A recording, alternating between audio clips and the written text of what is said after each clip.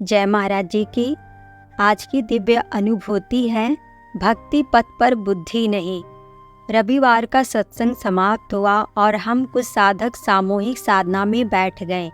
अभी साधना में बैठे कुछ ही पल बीते होंगे कि तभी अंतर जगत में मुझे एक दिव्य दृश्य दिखाई देने लगा। मेरे सिर के बीच में से बिजली निकली और ऊपर आकाश की तरफ चली गई। फिर वैसे ही सुनहरी बिजली मेरे एक संबंधी के सिर के बीच में से निकली और वह भी आकाश की ओर बढ़ गई।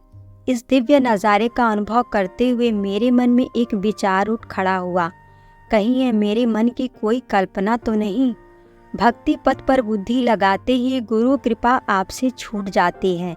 मेरे साथ भी यही हुआ। दिव्य नज़ारा वहीं लुप्त हो गया, मानो महाराज जी ने उसे रोक दिया हो। पर मुझे इस बात का एहसास तब तक नहीं हुआ। मैं तो अपने ही विचारों के ताने बाने में उलझी हुई थी। अपनी दुविधा को मैंने मन ही मन गुरु महाराज जी से कहा, महाराज जी, यह मेरे मन की कोई कल्पना तो नहीं है ना?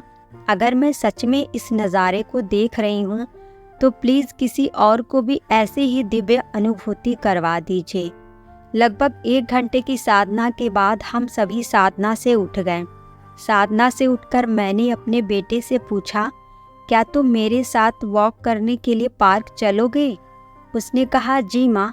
पार्क में सैर करते हुए मैं अपने बेटे को अपना अनुभव सुना रही थी तो उसने मुझे बीच में ही रोकते हुए कहा, माँ, आज मैंने भी इसी अनुभव से मिलता जुलता एक अनुभव देखा है। अपना अनुभव सुनाते हुए वह बोला, मेरे तृतीय नेत्र से एक रेनबो निकला। उस इंद्रधनुष के भीतर से सूरज की तरह किरणें निकल रही थी।